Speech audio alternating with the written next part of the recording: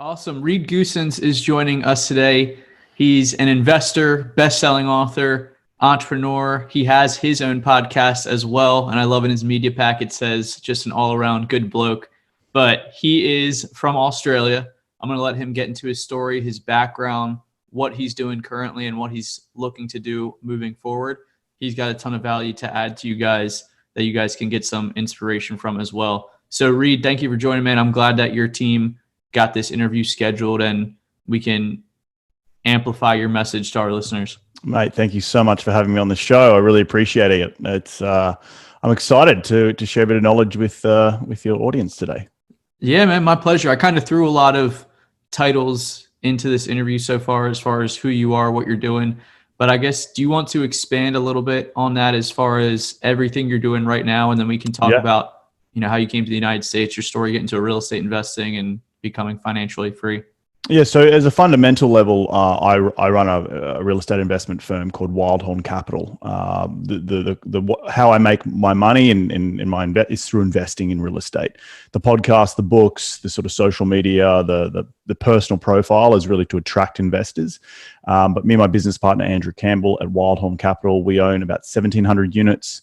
About $175 million worth of multifamily real estate. And obviously we didn't just get there overnight. And I'm sure we'll talk about the story there. But yeah, what I do from a day-to-day is I run that investment company. And then I have obviously the media facing side of it, which is the books and the podcast and doing this sort of stuff, which is really awesome, gets the message out there, but it attracts people to the day-to-day. And for those listeners out there, we use real estate syndication as a vehicle to go and buy larger deals. So we can talk about a little bit, if you want, in this show about how I do that and what that means. It means going and raising capital from other investors who may not have the time nor the energy to invest in real estate or find what I like to call cracking deals, but they know the benefits of it. And so we are the business professionals, the real estate business professionals that can provide them a vehicle to invest in passively, and they can enjoy the journey along, from point A to point B, and that being, getting a good return on their money and cash flow along the way. So our business model is all fundamentally based around real estate syndication, and we looked for value add multifamily deals in we call them tier 1 markets now, like Austin, Texas, and some tier 2 markets like San Antonio. But just it gives you a little bit of a context of what we do from a day to day. Yeah, absolutely. I would love to touch on syndicating deals and also talk about how someone who's wholesaling right now could look into transitioning into that. Maybe some basics or broad strokes on that would be awesome. Yep. Do you want me to get into right now? Well, I was going to say, if you wanted to talk a little bit about how you even got to the United States, even taking a step back of what made you get into real estate, and then we can touch on that for sure. Sure. So I love telling this story. The big picture overarching thing was my background's in structural engineering. I went to university for structural engineering in Australia, and in 2007 I quit. I didn't quit. I graduated and went abroad for a couple of years. During that time, I worked in London in preparation for the 2012 Olympic Games, and in 2008, and then in 2009 I went to the south of France. And I worked as a deckhand on the mega super yachts of the world for a Russian billionaire. And during that time, I bumped into my now wife, then girlfriend, Erica, who's American. Fast forward a little bit, in 2010, I moved back to Australia, and back in my engineering job, had fallen in love with this American girl, and then really started to realize that I really enjoyed the previous 2 years of being abroad and really living out of a backpack and living my own life and having nothing to hold me down. And I knew working in a cubicle was not going to be what I want to do for the next 40 years of my life. And at that point, I knew that I had to get someone to pay me to live my life, but I didn't know what that meant. And I stumbled across the book Rich Dad Poor Dad in 2009, 2010. And that was the real aha moment of me looking to understand what entrepreneurship was. I didn't even know what that word meant.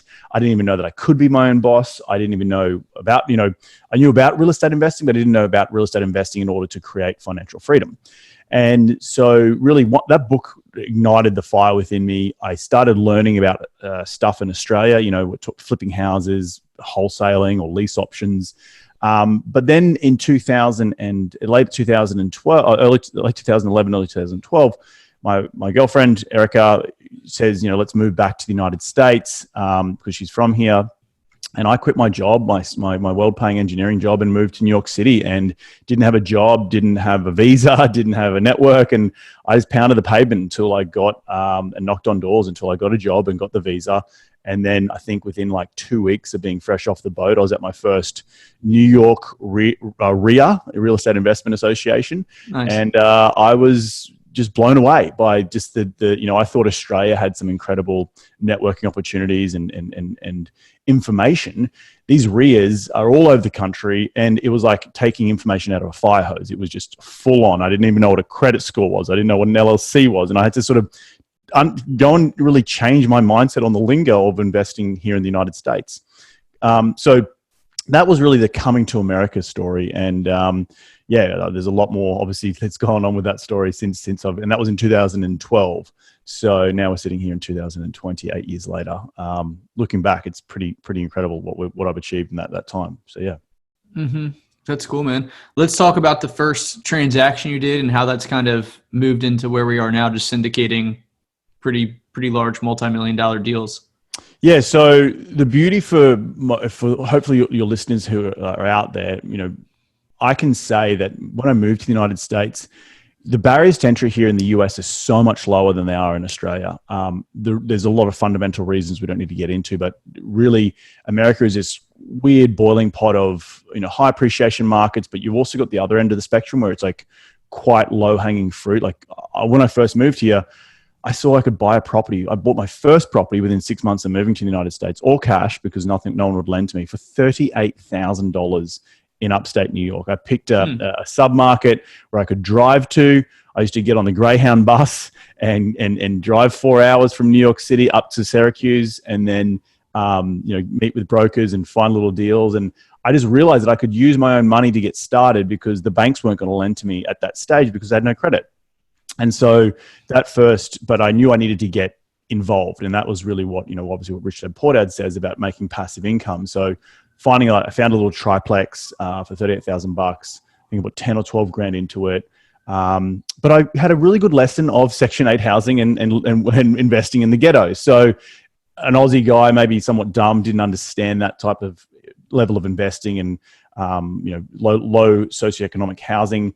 But I learned pretty quickly, and I actually acquired a couple of properties in a very short space of time within pretty much the first 18 months of moving to the United States. And don't realize, understand that I picked up the book Rich Dad Poor Dad in 2009. So I'd been self-educating for many, many years.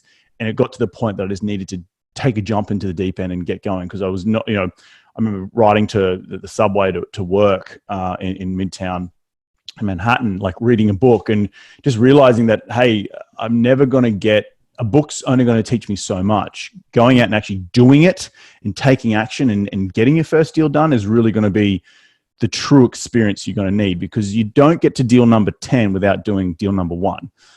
So that was really how I got started in real estate investing here in the United States. Mm-hmm. In those beginning stages, I'm just curious, as it's going through my head now, how are you analyzing those deals? Nowadays, I want to ask what you're doing currently, but nowadays there's so much information out there. Data as far as finding distressed properties, distressed sellers is so abundant out there. What were you doing to analyze that first deal, and how is that kind of transition? Yeah, there's a great little book. I can't remember the name of it. It's like Investing in Duplexes, Triplexes, and Quads. It's like a very basic book about how to understand a P&L. And it was really increasing my financial IQ. What's the income? What are the expenses? What does NOI mean? What's your debt service and what's your cash flow? Figuring that out is the simple fundamental way of then you can go and underwrite deals. From there, it was just about underwriting enough deals until I saw I could understand the market. And for those listeners out there, if you're looking at a new market and you don't live there, the more deals you underwrite, the more you're going to understand the market. And when I say more deals, I'm talking 50 plus. Like you need to be looking at 50 or more deals in any one market over a period of 3 to 6 months to fundamentally understand where's the good side of the street, where's the north side of town, which is really awesome and up and coming, where the south side might be really shitty and don't go there. But you won't be able to understand that without underwriting a lot of deals and without getting boots on the ground and getting a feel for the sub-market. There are obviously great, a lot of platforms and apps out there. You can find distressed houses, but if you don't know if that house is on a really bad street, I remember going to Baltimore at one of the New York RIA, boot camp weekends and going to a place in the city where the entire street was empty and boarded up, like row houses after row houses. And they're like, yeah, these are $15,000. Now, if you saw a $15,000 property online, but you didn't know that street had not another soul on the street, then you wouldn't buy there, right? So again, it's about getting out there, combining the data you're finding online with the data of what you're seeing boots on the ground. And that's really how I got started. It was just many trips to and from Syracuse on weekends on the Greyhound, to find deals and really get that first deal done. It took me a period of about six months before I found something that I was happy with and moved forward with. So yeah. Very cool. Yeah. No matter how anybody gets entered into real estate, it's going to take some level of time and level of persistence, consistency, 100%, grit, and determination. It's like everybody's story is different, but right, that's just one variable that happens in everybody's story of massive success. So that's cool to hear. Let's talk a little bit about how you've built this up, because our followers, our company philosophy is big on systems, processes, building teams, business structure, company structure, everything like that. So let's talk a little bit more detailed. You got this first deal after 6 months of boots on the ground, underwriting deals, all that type of stuff. Let's just kind of talk about that whole transition to where you're at now, obviously, which is a huge change.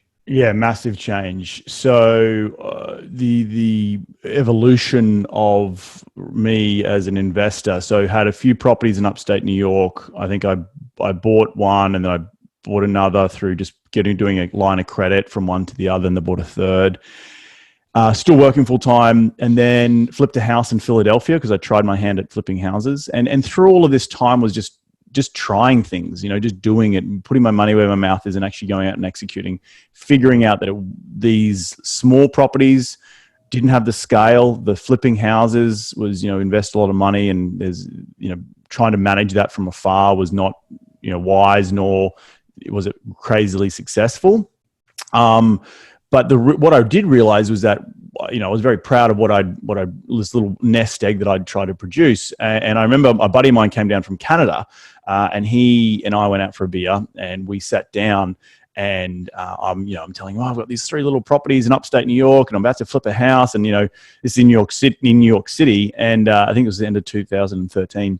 And he then turns around and says to me, "Oh, I've just closed on a 70-unit deal." And I said, 70? He said, "Yeah, 70. I was like, "How the hell did you do that?" And he said, you talked to me about other people's money. He spoke to me about that he got a mentor. A friend of the family was a mentor. He raised $500,000 from 5 friends of his and some family members who all were able to put in $100,000 each.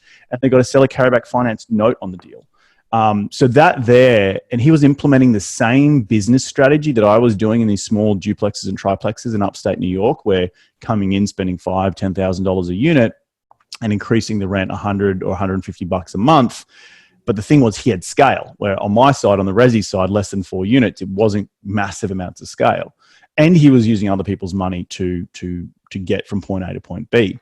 So that was the second spark in my life. And I knew that I was coming to a point where, with my little portfolio, that I wasn't going to get any more lending from the bank. I felt like I was starting to hit a ceiling, and I wasn't financially free yet. I was still in a day job. So the big thing that I took away from him was a mentor, understanding someone who can show you the ropes. And from there, I went out and actively found a mentor who was doing large multifamily, in order for me to learn from them, in order for me to ride on their coattails, and in order for me to get that first big deal done. And it took a period of time, but through some networking and starting my own podcast and putting myself out there, I was able to raise a little bit of money, and we co-invested in a deal of my mentors. And I did that for about a year and a half, co-investing in small portions into his deals. And then through that, I was able to build enough credibility, track record. The podcast was going really well. Is going really well at that point, and I was able to break out on my own and do my own deals. So that's probably about a period of 3 years compressed into about 2 minutes of speech. So a lot of goes into that, a lot of hard work. There was a lot of systems and processes that I did have to set up. But the going from the mindset shift of I need someone who can be on my team in order to make me successful and use their credibility as my credibility so I can ride on their coattails was the changing mental factor, about going and getting mentorship. So I know there's a lot of people out there who spruik that these mentors are great and they $50,000-$60,000. I did not spend nearly that. I spent I'm very frugal with my money, and I wanted someone who was actually doing deals and that I could afford at the same time. And I found that person, and from there I was able to scale up my deals, my thinking, my business, and now, call it 7 years later, I have my own successful business, and it was about starting with a mentor at the beginning all those years ago. Mm-hmm. So, yeah. Big mindset shift in there for sure. Even starting with you and your friend out getting beers of smaller deals that you were doing, duplexes, triplexes, to him doing 70. Yep. Just a light bulb turning on for you. 100%. It was a huge light bulb, and something that, I talk about two fundamental shifts in my life. That was Rich Dad Poor Dad book, and that one conversation over beers about I could do more with what I'm doing, and I don't need to limit myself in the way that I think. It's just about a function of going out and figuring out what to do. And ignorance is not an excuse, right? So, saying I don't know something that's not an excuse anymore. As you said earlier, there's so much information at your fingertips that people can go out and get educated on. It's about taking that education and going and taking action that will give you some results. So, absolutely, and I think that's the number one deepest foundational level that you can do is just working on your mindset consistently every day. Because even like it says from your team's media pack, it's like, if Reed could move halfway across the world and figure this out, have a real estate deal under his belt 6 months after getting into the industry, it's like, why can't anybody else who's listening to this show, who's taking action and listening to info on a daily basis and submerging their mind in this type of stuff? And don't get me wrong, I get it. And there was years there where I was grinding and felt like nothing was going to stick. Mm-hmm. And so two things I did, and these are for some listeners out there who need to keep the roof over their head. I needed to keep a job because I needed a visa to stay here before I married my wife. So I had another complexity, but I shifted from structural engineering in 2014 into going and working for a developer in Long Beach as an owner's rep, building ground up construction, multifamily deals. Because I've come from the construction world, that skill set transitioned very, very well into a project manager and owner's rep. And I was there for three and a half years with that developer, and I learned a lot. But what it meant was, if I had to I said to myself, I've got to keep working because I need to keep a roof over the head. I'm sick of engineering. I don't want to do engineering anymore. And I've got to keep working. Well, let's go work for a developer. And I use my skill set to continue in my education journey, where I was surrounded by real estate 24/7, doing deals on the side, on the weekends, developing my own brand, my own business, but then also doing it from a day job, learning from the best in the biz. These huge developers that you would never even heard of. They don't have podcasts, they don't have books, but they own half of Beverly Hills. So, rubbing shoulders with those types of folks really helped me continue that education journey when I still needed that W-2. And I just encourage people who are listening to this show, if you are stuck in that, if I can't get out and do my real estate business full time right now, is there an opportunity to shift or segue into becoming a broker or an agent or something, or becoming in property management, something where you can continue to learn whilst you earn money and whilst you grow this side hustle that you're trying to do on the side. So, yeah, and just being aware and conscious of what your strengths are and what you enjoy doing, and trying to find an opportunity that overlaps with that as much as possible while you're learning from top people. It's like you kind of were able to overlap a bunch of positive things into one. Exactly, 100%. Yep. Awesome, man. Well, let's talk about, you are an Amazon best-selling author, so I do want to hear about that. Make sure listeners can get a copy of your book and books you're a part of. Sure. Let's talk about those a little bit. Yeah. So for everyone who's watching online, there is Investing in the US, the Ultimate Guide to US Real Estate. That is the same title as my podcast. It's called Investing in the US. And really, I've been podcasting for about 4.5 years now, over 200 episodes. And I just took all the best fundamental learning episodes, which are pretty much the first 30 episodes of my podcast, and jammed it into a book and interwove my story into this book and into the chapters. So there's everything from building your A team to understanding investing lingo, all the way through to syndication, building a personal brand, and a really awesome thing that we don't have in Australia is the 1031 exchange. So I have a chapter in there about that. So this is the book. We hit #1 best-selling author before the Christmas. It was a big push with my PR company that I employed to push this to #1. We got there, and now really excited so you can jump on Amazon and find that. The second book is called 10,000 Miles to the American Dream, and this is a tongue-in-cheek title about real estate investing. There's 8 Aussies. I'm included in this book. I started a mastermind group with 8 other Aussies about 4 years ago, and over that time, we became really good mates. We all had come to the United States and achieved financial freedom through investing in US real estate or industries associated with US real estate. And each one of us has a chapter that is currently available also on Amazon. I do actually have 500 books sitting in my office. If you're looking on the video, you can see some of the cardboard boxes in the background. So if you do want to get your hands on one, shoot me an email at info@readgoossens.com. Then I can flick you out a copy if you want. So they're the 2 books, and more to come in 2020. So yeah, love it. I want to ask one chapter overview on building an A team. Yes, a cracking A team. Yeah. So where do we start? So fundamentally, you're going to need, if you're an investor looking to buy deals out of state, this is really, and don't get me wrong, it's for anyway. Even if you invest in your backyard, you're still going to have these same team members. You're going to need to start with an agent or a broker. They're going to be the king. They hold the keys to the kingdom in terms of, particularly in the larger multifamily space, which is where I play now. Off-market deals don't really come from yellow letters in a plus 100 unit apartment buildings, but having a broker on your team, particularly when you're starting out in a new area of investing, they're a great wealth of knowledge in terms of how the market's going, where are the best areas to invest in, and they're also going to have some potential pocket listings where you can go and get them off market. Now there are other ways of sourcing deals, particularly in the single family space, but having a good agent and broker on your team is really paramount to learning a market inside and out.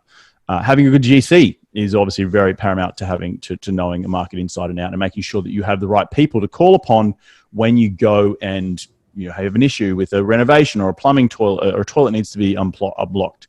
So having a good GC on your team. The most important team member, regardless if you're investing in single family or in large multifamily, is your property manager. They are going to be the people who run your property day to day. And without having the right property manager in place, your deal can fail. And then the old adage is, you can make money when you buy, but you can lose a ton of money through bad property management. So having a good property manager on your team is so important.